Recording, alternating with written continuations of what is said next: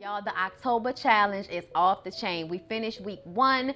We just started week 2 today, and it is a beast, but we are getting it in, and we are really enjoying Trap and Tone. At least I'm enjoying it, y'all. I feel like I'm getting into the best shape of my damn life with LASHAE. Y'all can sign up for the challenge. You won't be eligible to get any of the prizes, but you can actually get the workouts from going to ifyoucanmove.com and signing up. Okay, tell them that Bondy Blue sent you. Y'all can use my email, bondy.brittany@gmail.com, which is always down below in the description box, along with the link for the websites. And also, don't forget to try the TLCT, y'all. Nutriburst, I live by it, okay? Y'all think we be playing, all of the reality stars and everybody be trying to sell y'all the Nutriburst and the tea, and y'all think we bullshitting with y'all. Y'all can keep playing if y'all want to, but y'all see us. Okay, we're getting it together. I ain't all the way there yet, but I'm on my way. I'm better than I was 5 months ago. 6 months ago, child, I'm better than I was this whole time. Okay, so if y'all trying to get in shape, you're trying to start your workout journey, please check out LASHAE and ifyoucanmove.com. And also, if you want to purchase TLCT or any of their products, the NutriBurst, please buy it from me. Link down below. All right. Hey everybody, what's up? It's your girl Bondy Blue, and I am back for another Bondy Blue show. Okay, y'all, so much going on, so much. First of all, I want to say shout out to all the protesters in Nigeria. I'm going to talk about it in my podcast tomorrow, but I just want to extend all of my prayers and all of the good vibes that I can send to the people out there, because it's just a lot going on. Chaos in the streets. And, you know, shout out to the protesters, okay? Now, like I said, we will get into more detail about that in the podcast tomorrow. But I'm trying to wait for the next debate to happen, because they're going to cut the mics. And President Trump is not happy about it. So I'm excited about that. So we'll get to that in the podcast. Y'all make sure y'all check out my podcast. And for the first subject, let's talk about Cardi B and Offset, because a lot of her fans lost their shit. Yeah, they did. Let me tell y'all. Y'all cannot dictate whether people stay in a relationship or not. I don't know where y'all come from with that. But Cardi was online for like a couple of days, getting on live and cursing her own fans out. And I was just like, you ain't talking to me, bitch. But, you know, also, I'm not one of those people. I'm not going to her makeup artist or her hairstylist or her assistant or her best friend's Instagram pages and, you know, talking to them crazy because I don't like how they did Cardi's hair, or why y'all not telling her that she shouldn't be with Offset. Like, people are losing their minds. Like, I don't know what's wrong with these little teenagers. I don't know where their parents are.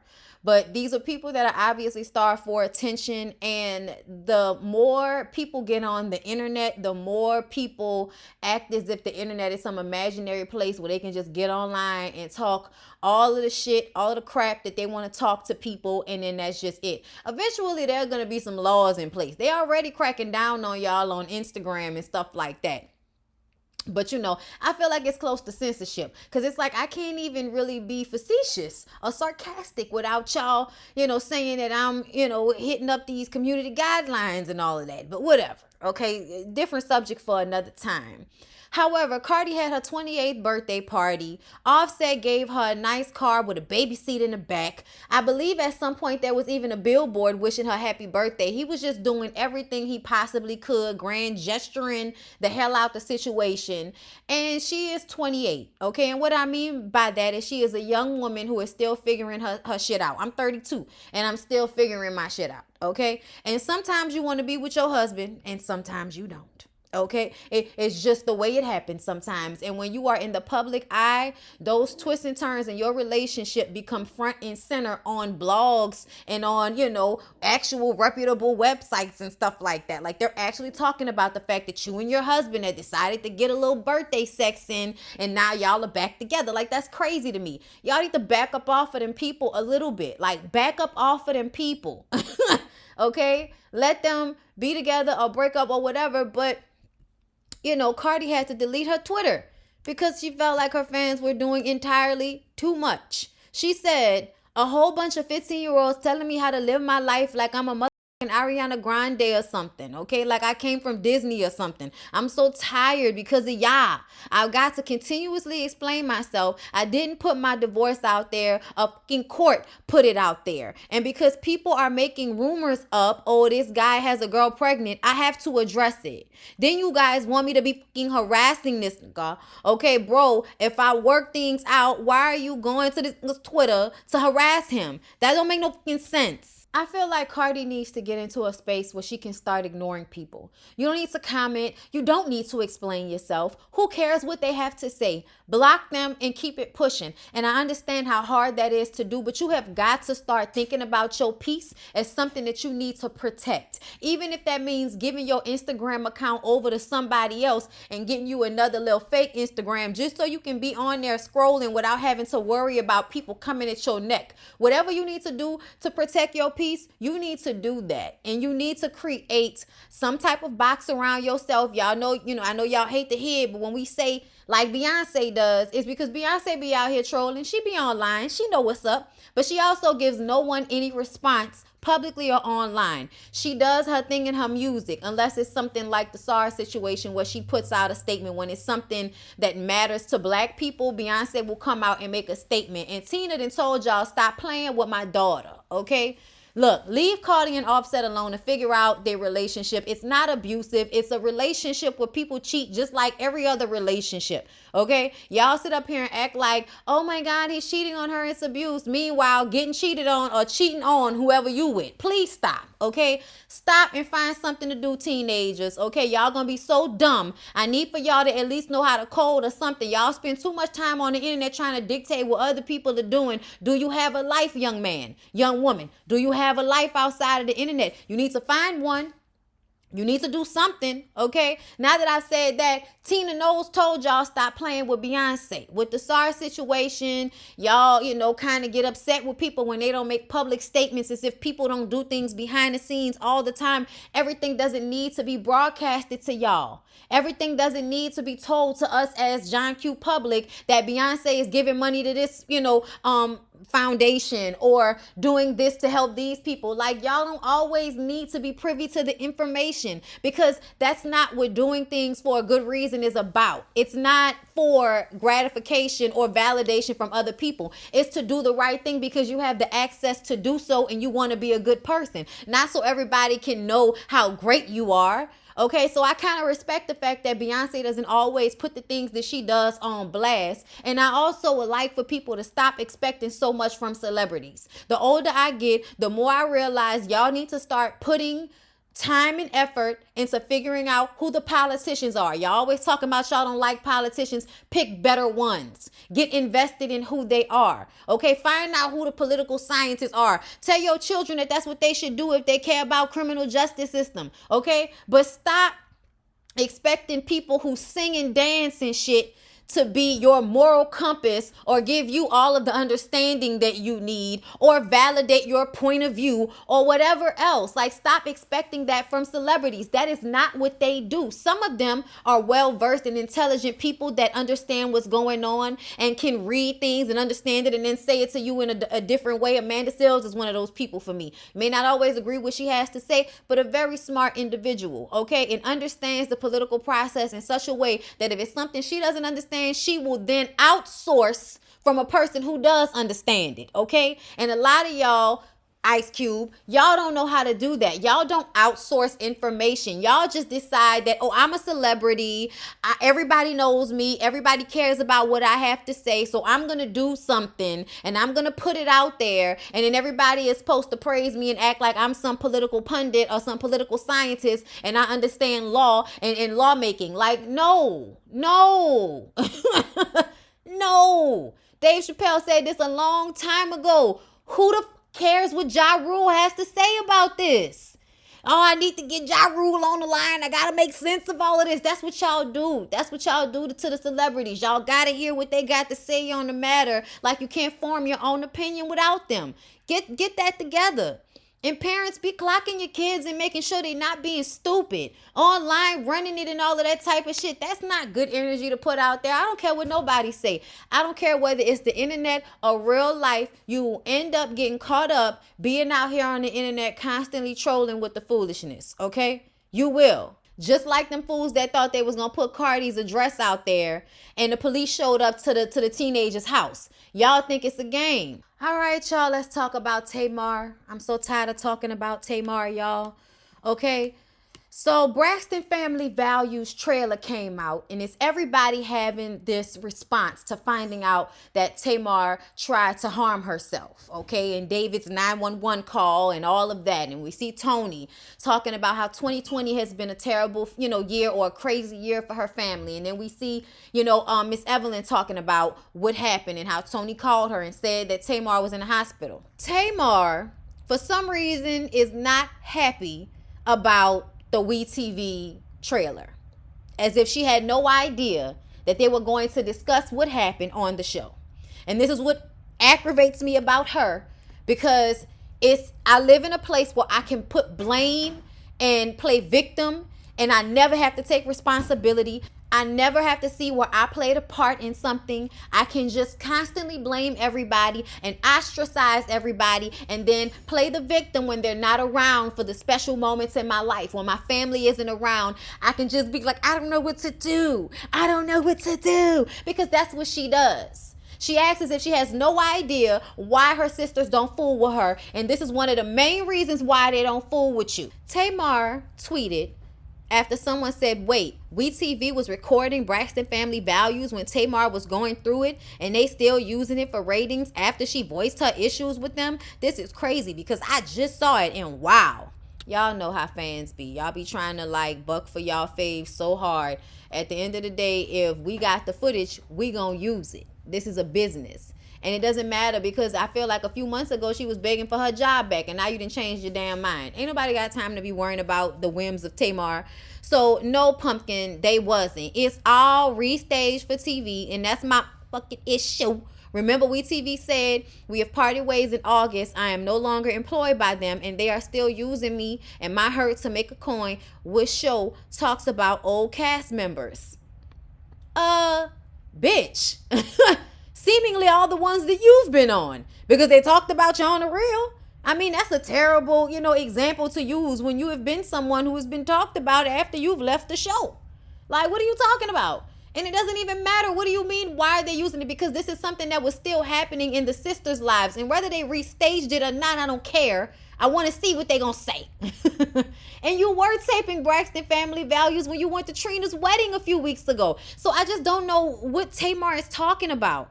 But the rest of the story you are going to have to catch Wednesday. It's just so wild that everyone has had a chance to tell their stories about me. And when I want to tell my own and how I choose to tell my own, I'm called crazy and unstable. No, nobody called you crazy and unstable because you were trying to tell your story. We called you crazy and unstable because at the same time saying you wanted to tell your story, you was letting this man tell your story for you. Okay? We feel like you don't know what you want. That's how we feel, okay? And I'm really getting aggravated with her trying to pretend like people have been, and I'm sure there are people out there, but for the most part, I don't feel like anybody is out here feeling like, oh, she's just so unstable. No, we all think you need therapy, and we think that you play the victim a lot, but I think you are very much aware of yourself and what you're doing. I don't think you're crazy, and you have no idea what's going on. I think you know exactly what you're doing. And I think, you need to go to therapy to work through whatever your issues are that will cause you to constantly be in the place of victimhood for all of your years of life. When are you going to get tired? And if you have something to say, then say something. She going to wait till she go on Tamron Hall to say something. You could have got on Instagram and said it. Child, work on my nerves. Then she unfollowed all of her family. Yeah, she unfollowed even her mama. I said, oh, you unfollowed your mama. Oh, okay. Your mama? You going to unfollow your mama. I'm just saying, who unfollows their mom? Like, you gonna always at some point go back to your mama. And if you don't, something wrong with you because that lady ain't do nothing to you that bad. Okay? I feel like she stays out of it now because when she bucked for you when that situation happened with Vince, you left her out there to dry. like you often do. Whenever your family members buck for you against whatever dog ass dude you've decided to fall in love with, you always leave your family out there to dry. I wouldn't buck for you or have nothing to say if anything happens to you. I wouldn't have nothing to say publicly to anybody. I might talk about it amongst the family members, but I would just kind of be like, that sounds like a Tamar problem. Y'all should talk to her. That would be my response to everything. I would have nothing else to say. And you would find a way to play victimhood and say I did something if I did it like that. And you know she would, because that's what she does. It's just real tiring, y'all. And I don't know what else can really be said. But I know in some way, shape, or form, she gonna find herself back on reality TV. Because she always does. All right, y'all, so let's go ahead and move on. We talked about Ryan and him being a slut, but we're gonna dive more deeply into the story because the woman who is involved in this love triangle with Ryan and his best friend who had the cancer but is now, you know, in the clear, all right, thank you, Lord, has come out to give her opinion on this situation. And she said, you know, y'all out here capping for this man, y'all need to know who he is. So let me read y'all what they said on the Shade Room. Roomies, gather round and let me pour this tea, okay? You may want to bring 2 cups because, just when we thought the Ryan Henry confirming he slept with his cancer-stricken best friend's baby mother was the end of the drama, the woman herself, Nina, has spoken and had quite a bit to say, alleging domestic violence claims. The tea is scorching. On Sunday, Nina took to Instagram and expressed that Anthony was allegedly abusive and wasn't a good person, while also accepting responsibility for the entanglement she had with Ryan Henry. Shout out to Jada. And in almost 10-minute Instagram live video, she stated, just so you guys can see who you're lifting up and who you are defending so hard in this situation. Sis, I don't think anybody was defending homeboy. We don't know him like that. We just pointing out that Ryan Henry is down bad like we always knew he was. That's all. And so are you, bitch. Okay, and so are you. And so are you. I mean, look, if they wasn't together, it's not that down bad. You know, like, I don't owe you no loyalty once we not together no more. That was his best friend? Yeah. I wouldn't do it, but she ain't that down bad. To me, I look more at Ryan for that. Because if they broke up, their relationship romantically is over. But I still understand how he could feel some type of way, especially since it happened 2 years ago and then again 2 months ago. So, yeah. Yeah, that's why y'all were friends. That's why y'all are all linked together, because birds of a feather flock together and all of y'all the flaw. Okay, the cancer-stricken dude is abusive. All right, she is a thought of some sort. There are levels to this. She's a thought of some level, and Ryan is a thought and a fuckboy to the maximum level. We've all seen it. To the maximum. Okay, she says, I want to take accountability for what I've done. Okay, in no way, shape, or form was it right. I don't feel as though it is something that I should have done. I was selfish. I wasn't thinking. I didn't really care about anyone's feelings at that point, and that's terrible. It was a selfish decision on my part, girl. We make selfish decisions all the time. It'll be okay. I decided in the beginning of, I'm just saying, it's selfish for you to think it's okay to abuse women. So, you know, like if I cheat on you with your homeboy, my bad. I decided in the beginning of this year that I was going to touch on some experiences I've gone through in honor of Domestic Violence Awareness Month. But with everything else that has transpired, it has overshadowed my true intentions in shedding light on the things that have happened in the past 6 years involving Anthony and I. This was me on 2 different occasions. The first photos are from when I was nearly 5 months pregnant with our son. And the last photo are from this past March, with it being October and Domestic Violence Month. So she basically saying that this is something that happened recently. Okay. Hold up. I'm about to put it up for y'all so that y'all can see. And this is me trying to make my job easier by doing this through OBS. So I hope that it is working out for my benefit. So there it is. Okay. So she's showing us the bruises to show us that there's evidence of Anthony being abusive. You know what I'm saying? So it's just a lot of mess, a lot of personal business being put out there. I understand her wanting to speak out about domestic violence, and that's her prerogative. Okay, it's just crazy how dude, like, what was dude trying to gain by putting this story about Ryan out? Like, what was the point of that? Because from what Ryan said, they had already discussed it, already resolved the issue, I guess. and then it comes out again, but it makes me feel like homeboy must have found out that they had sex again, and that's why it came out. And if that's the case, he need to get over it. Like, why are you still bothered? Either you're gonna be friends with the dude knowing what he already did, or y'all are not friends anymore. If y'all are not friends anymore, then it doesn't even matter. Like, I know that's your baby mother and all of that, but why are you still upset about whatever was going on between her and Ryan if those two people are not in your life anymore? Like, I understand it's flawed. Nobody's saying it's not flawed, but you just look wild bringing it up out of nowhere and trying to invoke sympathy. Like, for what? What was this for? You know what I'm saying? That's just how I feel about it. But yeah, we all knew that Ryan was a dog ass. We was aware. And next, y'all, let's move on to Dr. Dre and Nicole, because this situation just continues to get messy, you guys.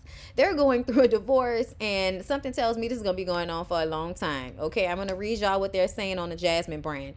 Things continue to heat up in the divorce proceedings between Dr. Dre and his estranged wife, Nicole Young. The former couple, who shared Truly Young, 19, and Truce Young, child, I don't know, 23, have publicly spewed out over the past couple of weeks, but Nicole Young isn't quite finished. The producer's wife of 24 years has accused the NWA co-founder of abusive, coercive control and rampant and repeated marital misconduct, which she alleges is the reason behind the split. According to Daily Mail, a new 121-page filing, Nicole Young describes in detail Dre's attempts to beat her into submission by leaking a series of stories to friendly media outlets in a bid to portray her as a money grabber. And child, even if she was, so what? As reported last week, Young is being investigated by LAPD for alleged embezzlement of $385,029 from shared company accounts.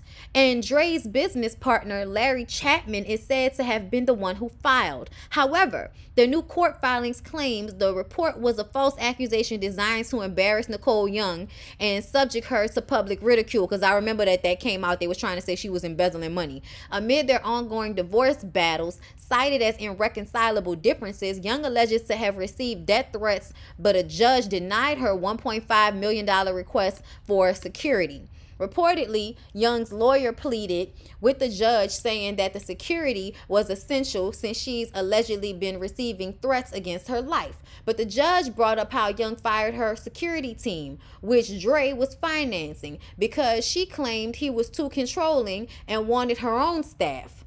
Okay? Dr. Dre has not made a public comment. Listen, this is messy. And we all know that Dre has a history of abuse. This is not the first woman to say that. But also, you have to look at a woman who would be with a man who is abusive in that way for 20 years. And now you want to come out and be like, oh, it's been all this terrible shit. And it's like, well, you knew that when he was with Michelle A, but you ain't care. You wanted that bag. And here we are. With you trying to get that bag. So I'm sure that the judge and people who understand Dre's point of view feel that way about it. But at the end of the day, I feel like she did her time. Get that lady her money. Okay? It should really be a nice little bit of money. It shouldn't be all his money, and it maybe shouldn't be the complete half, but definitely like a good 30%. Okay, if you ask me. But you know, she gonna go for the most, and they gonna try to chop it down a little bit, and they gonna throw out all of the mud they can about one another, and ultimately he probably will still have to give her some type of alimony. Okay, it just probably won't be as much as she would have wanted it to be. We're gonna see how it all plays out, but it's just a messy situation. I don't know a lot about her, but I know enough about him to know that, you know, she's probably telling the truth about what her life with him has been like. I also felt like that list of demands with all of the, you know, the charges and everything that she, you know, all that money for entertainment. And I'm like, okay, that's a lot of money, but that's probably what they spend together when they do things. When they, entertainment is vacations, okay? And, you know, and vacations means we got to stay in some beautiful, you know, rich people villa, which is going to cost us, you know, damn near, you know, $100,000 a day or some shit like that. Like, y'all got to know. Y'all got to know that her numbers probably weren't all the way off. But this thing about the security team, like, I can understand why she feels like that. I wouldn't want him to have control of my situation either, knowing that he's the type of person that he is. But I guess we'll all see it come out in the wash eventually, y'all. I'll keep y'all updated on whatever's going on with Dr. Dre and them. All right, y'all. Next, let's talk about Niecy Nash, okay? Because people have been trying to give Niecy Nash the blues about her, out of the blue, marrying Denise Betts, who she met while shooting Claws, okay? So, look, this is her third marriage. She had just got out of a marriage like maybe a few months prior. It was all like said and done, but the relationship had been over for about a couple of years at that point. Either way, everybody has something to say about Niecy Nash, including her fans, who wanted to say to her, just wondering, have you noticed you have lost a lot of fans that was loyal to you before you came out? Sometimes it's just best to stay in. Hollywood ain't for everybody. Niecy responded, if I lost a fan because of who I love, then that wasn't a real fan. How I love has nothing to do with my art. I'm still a skilled Emmy-nominated award-winning actress. I didn't stop being great at my craft because of where I lay my head, so I don't know. All I know is I'm happy and my projects are lit. Can't wait for those who never stop writing to see. Matter of fact, the haters can stay tuned as well. Hashtag happily married, okay? The thing that works on my nerves about a lot of y'all people is y'all think people actually are supposed to care about how y'all feel about who they in a relationship with. It's the same thing as the Cardi and Offset situation. And you can tell whoever that was sees themselves as an adult. And you're still feeling entitled to impress upon this person that you're not happy with their decisions in their relationship. Bitch, who cares? Who cares? Don't be a fan of mine. But the audacity of you to tell me that Hollywood isn't for me, even though I'm successful. No, Hollywood isn't for you. And if you think there aren't gay people in Hollywood, I don't know what the fuck you've been watching this entire time. Like, cut it out. Cut it out. I'm just not appreciative of that at all. And she handled it much better than I would have, because I would have cursed the lady out and told her to kiss my ass. You know what I'm saying? Like, I'm sorry, but I would have gotten that lady ass, okay? Like, don't come on my page thinking I'm supposed to give a fuck about how you feel about who I'm with. I don't give a shit whether you my fan or not, bitch. Poof, pow, be gone. And the rest of y'all can fly away. Because now, people who do understand where I'm coming from, or people who don't have a problem with my sexuality or feel like it was brave of me to live in my truth, will support me. Don't nobody need to be worrying about when people don't want to be their fan anymore, because y'all want to be people fans for shit that ain't got nothing to do with y'all. Like me because of what I put on YouTube or Instagram. Like Niecy because of her movies and her television shows. But don't think that somebody's private life has to be fodder for you. Like, that shit is crazy to me. Like, this stuff that we do online has really got y'all heads warped, where y'all feel entitled to tell people how to live their lives. How dare you? How dare you? Now that I've said that, because that worked on my nerves, you know what I'm saying? Like, I was just like, like, where you coming from with that? Like, y'all out here doing the most, thinking people care about how y'all feel. Let's really get into the Ice Cube situation, specifically from D.L. Hughley going off on him. Because I don't always agree with everything that D.L. Hughley says. I think, he's a misogynist in a lot of ways, disrespectful to women in a lot of ways, whatever. But ultimately, when it comes to political things, I think he sometimes has a pertinent, valid opinion. And this time, I agree with him. So, when news of rapper O'Shea Jackson, one of my faves, was working with Donald Trump, some did not think fondly of 50-year-old Ice Cube's move, including radio personality and comedian D.L. Hughley. And this is what D.L. said. It's a fantasy to believe you can get this administration to do anything. You've seen black person after black person after black person ruin themselves under the altar of Trump with nothing in return, and Ice Cube is the latest one. We need the right people at the table. We need people from education, from finance, from medical, prison reform, sociology, people who have done this for a living and not made a couple of banging albums, a few banging albums, DL, get it right. Okay? To which Ice Cube responded with a middle finger. And you can be butthurt, Cube, but that's the truth of the matter. Cube actually came out after that and said, I hope all these people with podcasts and radio shows. I'm like, nah, say my name. He added him. He retweeted him. But still, like, say my name when you going to talk this shit, okay? But he says, I hope all these people telling the world I'm too unqualified and uneducated to tell about a document I created don't get asked to pull out their communications degrees and show they are qualified and educated enough to speak over airwaves. Well, sir, I am. I have the degree in communications to speak over the airwaves and say that D.L. Hughley was exactly right. And it is not about you being uneducated. It is about you being in a headspace to think that anything you wrote down on that piece of paper was going to make this man move. That is what we are trying to say. We are trying to say that black people are only used as pawns in this administration. That's what we're trying to say. And you set yourself up to be played.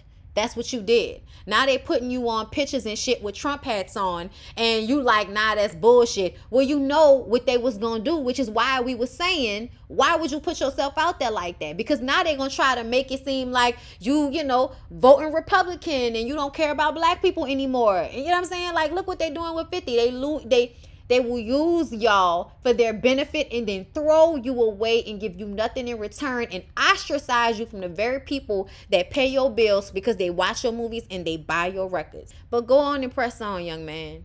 Go on and press on and think that what you talking about is right because you wrote some shit on a piece of paper.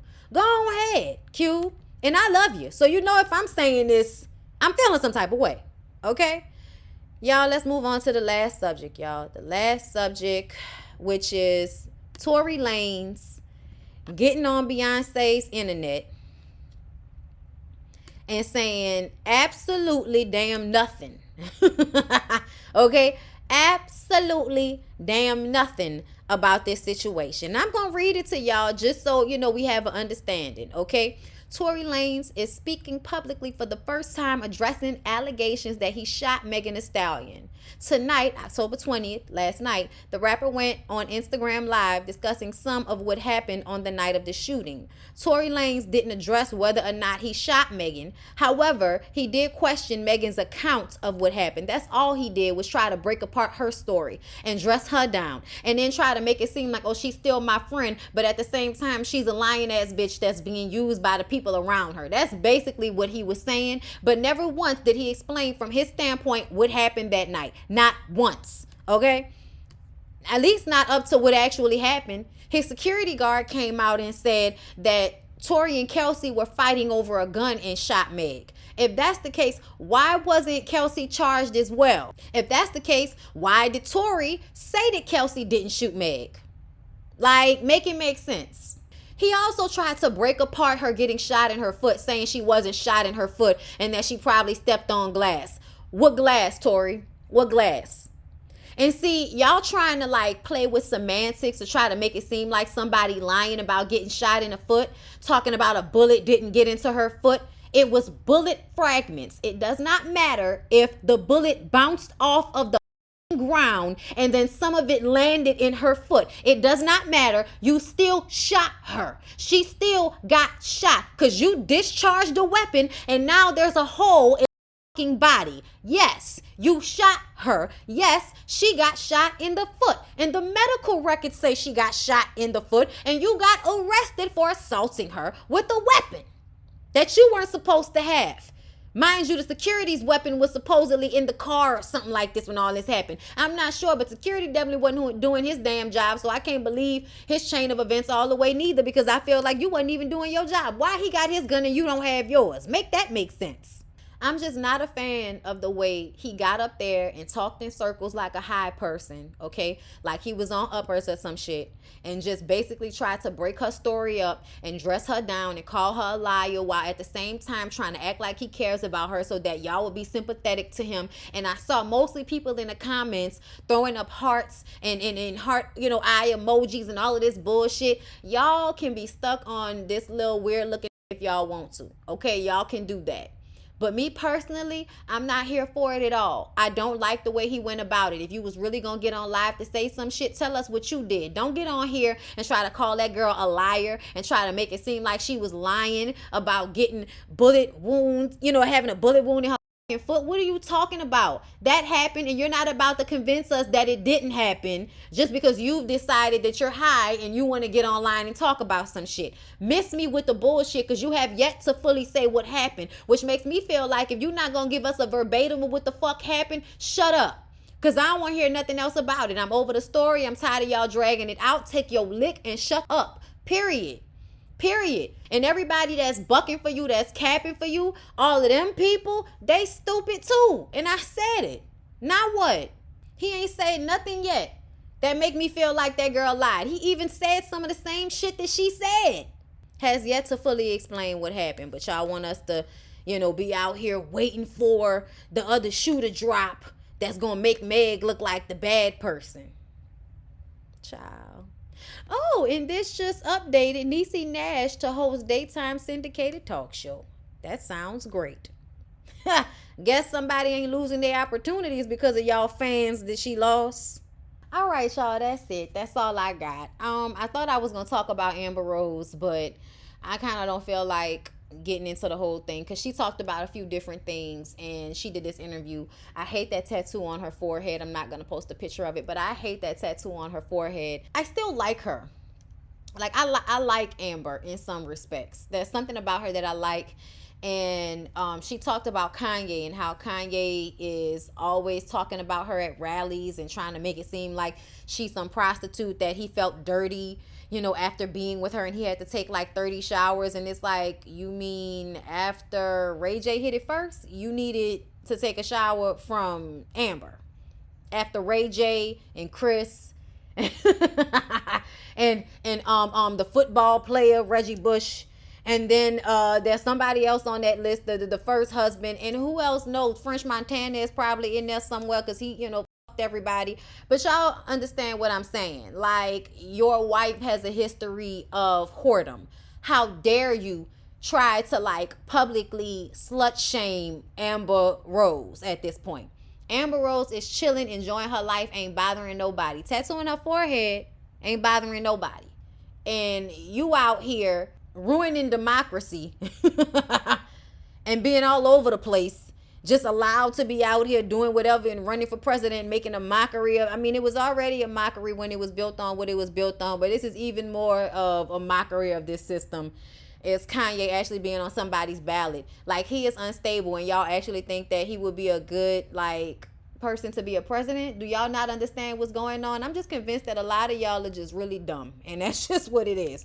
The Claremont twins, anybody else voting for Kanye, you are dumb. You should read a book and do yourself a favor. I'm sorry. Y'all know y'all don't like to hear stuff like that from me, but there's no other way for me to say it. I'm annoyed about this whole thing. I'm scared because the last time I told y'all not to vote for an idiot, y'all did it anyway, and we're in a pandemic with racial tensions and don't know what's gonna happen here. Like, we're in limbo, okay?